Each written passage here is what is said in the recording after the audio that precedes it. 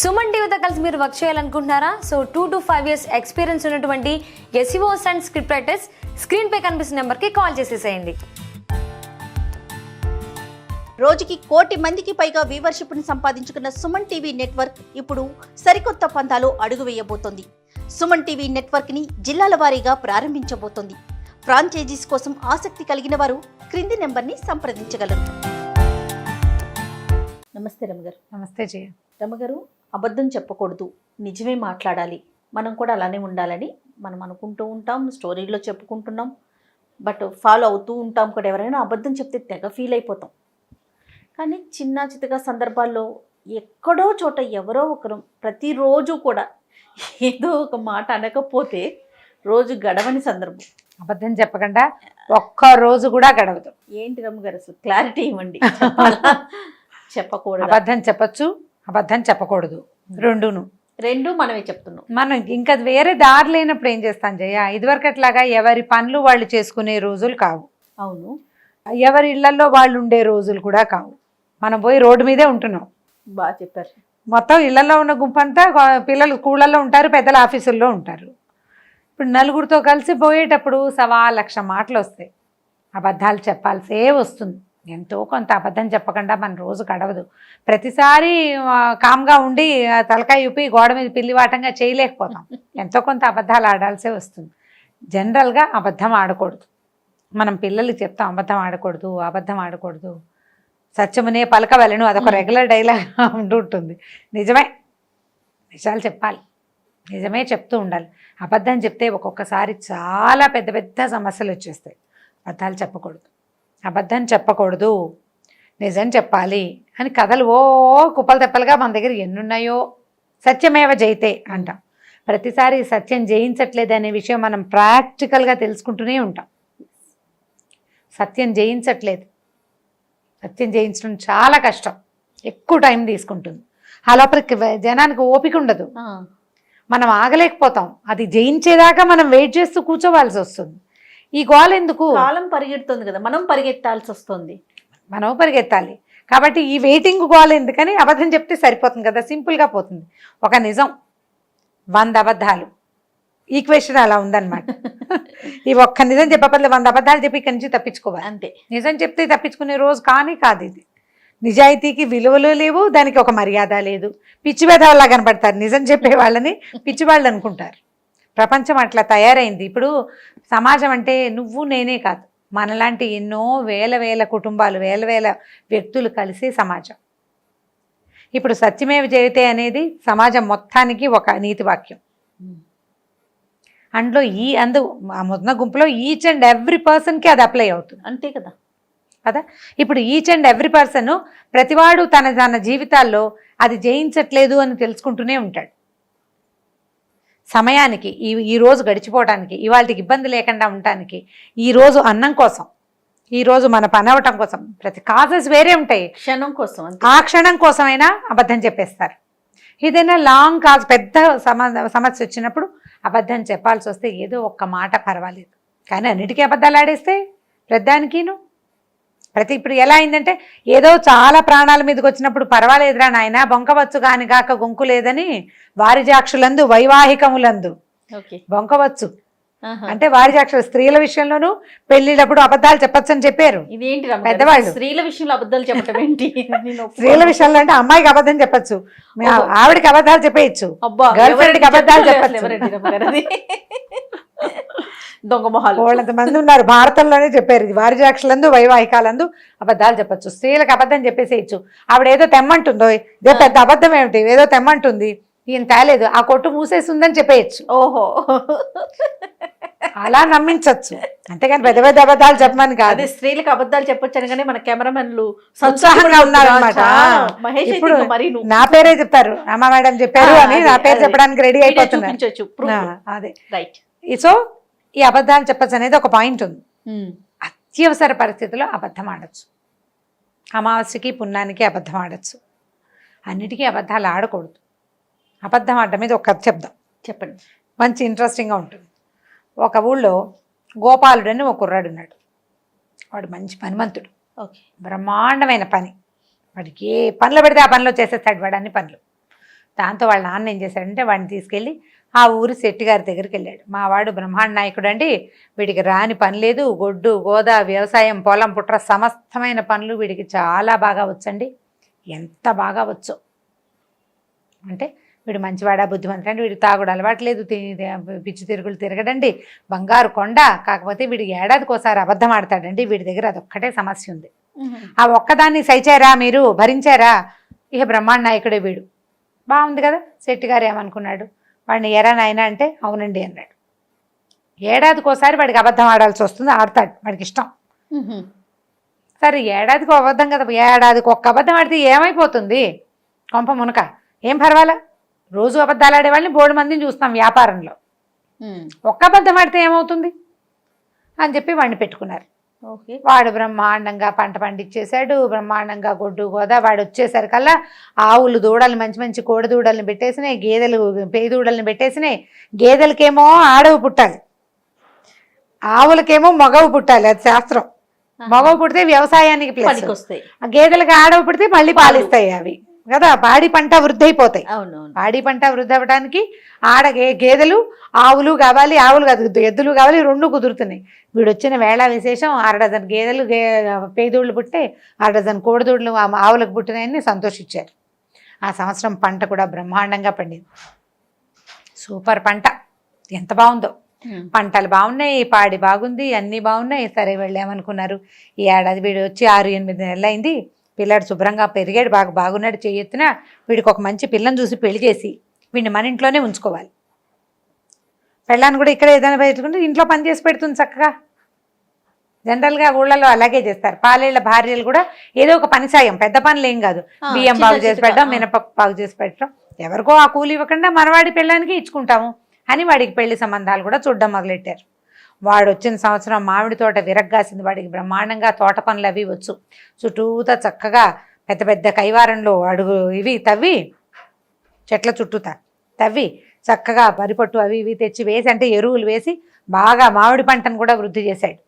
మామిడి తోట, అక్కడి నుంచి మల్లె తోటలనేట, మల్లెపూలు కూడా తెగపూసేసినాయి. వీడు బాగా చేస్తాడు కదా, మంచి పనిమంతుడు. తెల్లవారి 4 లేచాడంటే రాత్రి 11 దాకా వంచినాడు మెత్తకుండా పనిచేస్తాడు వాడు, అంత బ్రహ్మాండమైన వాడు. సో సూపర్గా ఉంది.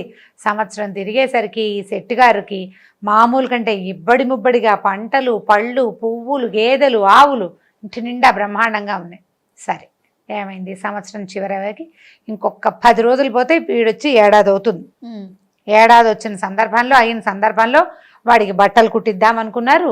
అక్కడి నుంచి రేపొద్దున పెళ్లి చేసుకుంటాడు కాబట్టి వీడి ఖాతాలో ఓ 50 రూపాయలు 100 రూపాయలు జమ చేసి పక్కకు పెట్టాలనుకున్నారు. రోజువారీ 3 పూట్ల ఇక్కడే అన్నం తింటాడు, 10 రూపాయలు జీతం, సంవత్సర జీతం వాడికి బోనస్ ఇవ్వాలనుకున్నారు వీళ్ళు.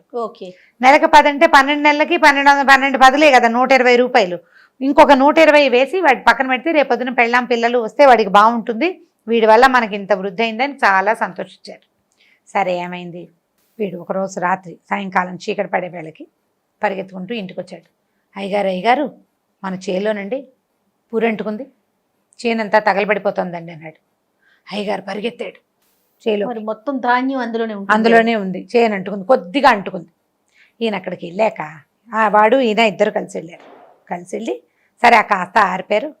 అడిగారిచి పరిగెత్తి అలసిపోయానురా, చిన్నగా పూరంటుకుంది అంతే కదా, సరేలే మొత్తానికి దూరం నుంచి చూస్తే నాకు కనపడలేదు రోయ్, చిన్న మంటే ఉంది, నువ్వు చెప్పిన దాని ప్రకారం అంతా అంటుకుపోయింది అనుకున్నాను, నువ్వు అబద్ధం చెప్పావనుకున్నాను రా, నిజమే చెప్పావు, కొద్దిగానే అంటుకుంది, కాస్త గట్టిగా గాలి వేస్తే ఆ పరశురామ ప్రీతి అయిపోయేది. సరే నేను ఇక్కడ కూర్చుంటాను, నువ్వు ఇంటికి వెళ్ళి అమ్మగారిని అడిగి ఏదైనా తాగడానికి జావో ఏదో పట్టుకురారా, రాత్రి కాపలా ఉండి రేపొద్దున దింపేసుకుందాం, నిప్పు అంటుకునేసరికి భయంగా ఉందిరా అన్నాడు. అయ్యగారు ఇక్కడ కూర్చోండి అని కూర్చోబెట్టాడు. అయ్యగారు కూర్చున్నారు, వీడి ఇంటికి వెళ్ళాడు. ఇంటికి వెళ్ళి పరిగెత్తుకుంటూ వచ్చాడు. వచ్చి అయ్యగారు ఇంకేముందండి, మన కొంప కొల్లేరైపోయింది, ఇల్లు గోడ పడిపోయి అమ్మగారు పిల్లలు దాని కింద పడిపోయారండి అన్నాడు. అనేసరికల్లా ఈయన ఏం చేశాడంటే అప్పటికి ఈ వరి పనిచేస్తున్నాడు కదా, ఇవన్నీ కళ్ళని చుట్టూతా పేర్చుకున్నాడు అనమాట. దాంట్లోంచి గబగబా దిగి రాలేకపోయాడు, దడొచ్చేసింది. ఒరే నువ్వు పరిగెత్తరా, రాళ్ళు అవి తిగి నేను వెనకాల నడిచొస్తాను, ఆ మాట వినేసరికి ఆ గడ్డి మధ్యలో ఉన్న వాళ్ళు అంటే సులువుగా గబగబా బయటికి రాలేదు, కాళ్ళు తప్పట అడుగులు పడతాయి. కొంచెం పెద్దవాడు ఆయన, 50 ఏళ్ళ వాడు, వీడేమో 20 ఏళ్ళ కుర్రాడు కదా, నువ్వు పరిగెత్తుకుంటూ వెళ్ళరా, ఇంటికి వెళ్ళి రాళ్ళు అవి ఇది చుట్టుపక్కల నలుగురిని పిలువు అని చెప్పాడు. వీడు పరిగెత్తుకుంటూ ఇంటికి వెళ్ళి అమ్మగారు ఇంకేముందండి పురిదిమ్మ మొత్తం కూలిపోయింది, పూరే సంగతి కూలిపోయింది, అయ్యగారు దాని కింద పడి నలిగిపోయారండి అని చెప్పాడు. అయిదా వాళ్ళు పరిగెత్తుకొచ్చారు. ఈ మొత్తం వ్యవహారం అంతా సాయంకాలం కదా జరిగింది. ఈ గడ్డ అంచుకుని ముందు వీడొచ్చి మళ్ళీ వీడి ఇంటికి వెళ్ళి మళ్ళీ వచ్చేసరికి బాగా చీకటి పడిపోయింది. ఈ నడిచి వస్తున్న ఆయన హైరాన్గా వస్తున్నాడు కదా, పక్కన బురద చెరువులో పడ్డాడు. వస్తూ పడేసరికల్లా ఒళ్ళంతా బురదంటింది. ఆయన మెల్లిగా నడిచొస్తున్నాడు. ఆ బురద దడొచ్చేస్తోంది, నడవలేకపోతున్నాడు. హైరాణ పెళ్ళాం పిల్లలు ఏమైపోతాను ఏడు చేసుకుంటున్నాడు. ఆ ఇంట్లో పెళ్ళాము పిల్లలు చుట్టుపక్కల వాళ్ళంతా లబోదిబోమని ఏడ్చుకుంటూ వాళ్ళు కూడా వచ్చారు. ఈ కుర్రాడు లేడు. వాళ్ళు ఎదురుపడ్డారు. ఎవరో ఇనుమంటే ఏమిటి మీ బొంద నేను సెట్టిని అంటాడు. సెట్ ఇంకెక్కడ సెట్టి గారు చచ్చిపోయాడు, పురిదిమ్మ కూలిపోయిందిట అని వాళ్ళంతా ఏడవటం మొదలుపెట్టారు. నా పెళ్ళాం పిల్లలు చచ్చిపోయి నేను నేడుస్తుంటే మీరు ఏడుస్తారేంట్రా, నేను బతికే ఉన్నానరా మీ మొహాలు మండ అంటాడు. చీకటి అమావాస్య నాటి రాత్రి చీకటి పడిపోయింది. వాళ్ళు ఏడుస్తున్నారు, ఈయన ఏడుస్తున్నాడు. ఒక 10 నిమిషాలు చేరి బాగా పరస్పరం ఏడ్చిన తర్వాత వాళ్ళకి అర్థమైంది ఎదురుగుండా ఉన్నవాడు సెట్టిగారే, ఆయన ఏమి చచ్చిగిచ్చి పోలేదు, వీళ్ళకేదో అయిందని ఏడుస్తున్నాడని ఆయన కూర్చోబెట్టి బాబు హైరాన్ పడకండి, ఏం జరిగిందంటే మా ఆవిడ పిల్లలు చచ్చిపోయి. ఏం చచ్చిపోయారండి? మీ లోపల ఎవడో ఒక బీడీ వెలిగించడానికి అగ్గిపుల్ల వెలిగించాడు. చచ్చిపోలేదండి, ఇదిగోండి మీ ఆవిడ, ఇదిగోండి మీ పిల్లలు అన్నాడు. ఈ సెట్టి గారిని చూశారు, మొహం కడుక్కుని చూపించాడు. అంతా ఇక్కడే ఉన్నారు. ఇదేమిటి అందమని ఇక్కడే ఉన్నావు, వాడు ఇలా చెప్పాడు, వాడేడంటే వాడు లేడు, వాడు కనపడలా. ఇంత అబద్ధం ఎందుకు చెప్పాడు వాడు అనేసరికల్లా ఈ లోపల ఆ ఇంత పిల్లాడు ఉన్నాడు సెట్టి గారికి. నానోయ్ వాడు ఏడాదికి ఒక అబద్ధం చెప్తానన్నాడు, ఇంకో వారం తిరిగితే వాడు వచ్చి ఏడాది అవుతుంది, వాడు అబద్ధం చెప్పాడేమో నాన్న అనేసరికల్లా వీళ్ళకు మా కోపం ఒళ్ళు మండిపోయింది. ఇంత మాట చెప్తాడా, ఇంత అబద్ధం ఏమిటి, చచ్చిపోయారని అబద్ధం చెప్తాడా వాడు? సరదా ఎంత సరదా అయితే మాత్రం అబద్ధపు సరదా ఏమిటి? అవసరానికి అబద్ధం చెప్పాలి కానీ సరదాకి అబద్ధం చెప్తే ఎట్లా? ఇదంతా గందరగోళం అయిపోయింది కదా. ఆయనకి గుండాకి చచ్చిపోతే సెట్టి గారు టెన్షన్ తోటి, లేకపోతే ఆ ఇంట్లో పెళ్ళామో పిల్లో ఎవరో ఒకళ్ళు హైరాన్ పడి చచ్చిపోతే టెన్షన్ పడతారు కదా. అక్కడి నుంచి ఊళ్ళో వాళ్ళందరూ నానా తిట్లు తిట్టారు. వాళ్ళ నాన్నని పట్టరండి రా, వాడిని చెట్టు కట్టేద్దామన్నారు. తండ్రిని తీసుకొచ్చారు. నేను ముందే చెప్పాను కాదుటండి వాడి సంగతి. ఒక్క అబద్ధం ఏడాదికి ఒక అబద్ధం ఆడతాడు. మీరు ముద్దు చేసి 2 అబద్ధాలు ఆడించుకున్నారు. మీరు పాడు చేశారు వాడిని బాగా చూశారు, బట్టలు కుట్టించారు, పెళ్ళి అన్నారు, పేరంటమన్నారు, డబ్బులు నీకు డబల్ ఇస్తామన్నారు. అంత ముద్దు ఎక్కువయ్యేసరికి వాడు 2వ అబద్ధం కూడా ఆడాడు. మీరు చచ్చిపోయారని ఆవిడ చెప్పాడు, ఆవిడ పిల్లలు చచ్చిపోయారని మీకు చెప్పాడు. మీ వల్ల మా వాడు 2 అబద్ధాలు ఆడాడండి. నిన్నటి దాకా ఒక్క అబద్ధమే ఆడాడు. మీరే చెడగొట్టారు. వాడిని పనివాడిలా చూస్తుంటే బ్రహ్మాండంగా ఉండేవాడు, ఒక్క అబద్ధంతో సరిపెట్టేవాడు. ఇప్పుడు మీ వల్ల కదా మా వాడు 2 అబద్ధాలు ఆడాడు, కాబట్టి మీరే నాకు డబ్బులు ఇవ్వాలన్నాడు వాళ్ళ నాన్న. ఊళ్ళో వాళ్ళంతా వాడిని చెడతిట్టారు. ఇదేం అబద్ధం నీ బొందా, వాడు ఏంటంటే వాడు ఇక్కడెక్కడున్నాడు, వాడు లేచకపోయాడు, గొడవ అంతా బయటకు వస్తే తను తిడతారని. అక్కడి నుంచి మర్నాడు వాడిని వెతికి పట్టుకుని ఈ సెట్టి గారు పట్టుకున్నారు. మరి ఇంత డబ్బులు గలవాడు కదా ఈయన, 4 మనుషులు పంపించి ఎరా ఇంత అబద్ధం ఆడతావా, ఇట్లాంటి అబద్ధం కాదు ఆడాల్సింది. అబద్ధం ఎప్పుడు ఆడాలి? అత్యవసరమైనప్పుడు, ప్రాణాపాయ స్థితి వచ్చినప్పుడు, నువ్వు తప్పుకునేందుకు ఏ ఆసరా లేనప్పుడు అబద్ధం ఆడి తప్పుకోవచ్చు. అంతేగాని సరదాకి అబద్ధం ఆడకూడదు, అన్నిటికీ అబద్ధం ఆడకూడదు. నీ సరదా సెట్టి గారి ప్రాణం పోతే అని అందరూ కేకలేశారు. వాడి డబ్బులు వాడి చేతులు పెట్టి నువ్వు మళ్ళీ మా ఊరు ఛాయలకి రావద్దు, ఊళ్ళో ఎవరింట్లో పెట్టుకున్నా వీడు ఈ పనే చేస్తాడు, వాడికి ఎక్సైట్మెంట్ వస్తుంది అనమాట. అంతకుముందు వాడు చిన్నప్పుడు ఎక్కువ అబద్ధాలు చెప్తుంటే వాళ్ళ నాన్న వాడికి ఏడాదికి ఒకసారి అని కట్టడి చేశాడు, సంవత్సరానికి ఒకసారి ఫిక్స్ అయింది, పీక్ లో ఉన్నాడు అనమాట వాడు. కాబట్టి ఈ పీక్స్ లో అబద్ధాలు ఆడకూడదని వాడిని సరి చేసి పెట్టి పంపించారు. సో ఈ కథ కంచికి మనం ఇంటికి, పిల్లలకి మనం ఏం చెప్పాలి, అబద్ధాలు ఆడకూడదని చెప్తూ ఉండాలి. అబద్ధం ఆడచ్చు, అబద్ధం ఆడచ్చు అప్పుడప్పుడు అని మాత్రం పిల్లలకి అనిపించకూడదు. మనం అబద్ధం ఆడి వాళ్ళకి దొరికామనుకోండి, ఈ పరిస్థితిలో ఇట్లా చెప్పాల్సి వచ్చిందిరా అని వాడికి పరిస్థితి అర్థమయ్యేటట్టు చెప్పాలి కానీ ఇలాంటి పరిస్థితుల్లో అబద్ధం ఆడచ్చు అని స్టేట్మెంట్లు మాత్రం ఇవ్వకూడదు. అవును, వాడు కూడా స్టేట్మెంట్ ఇవ్వకుండా అత్యవసరమైనప్పుడు అబద్ధం ఆడుకుంటాడు. అబద్ధం ఆడితే పిల్లాడిని సహించద్దు. అండ్ రెండోది, తల్లులు కానీ తండ్రులు కానీ అబద్ధాలు ఆడి పిల్లలకి దొరకకూడదమ్మా, దొరకకూడదు. దొరికితే సులువైపోతాం, మనం పిల్లలకి చులకనైపోతాం. దొరకద్దు, దొరకకుండా ఉండడానికి ట్రై చేయండి. దొరికితే వాడికి అర్థమయ్యేలాగా చెప్పండి, బట్ స్టేట్మెంట్స్ ఇవ్వకూడదు. ఇలాంటప్పుడు అబద్ధాలు చెప్పేచ్చిరా అని చెప్పద్దు.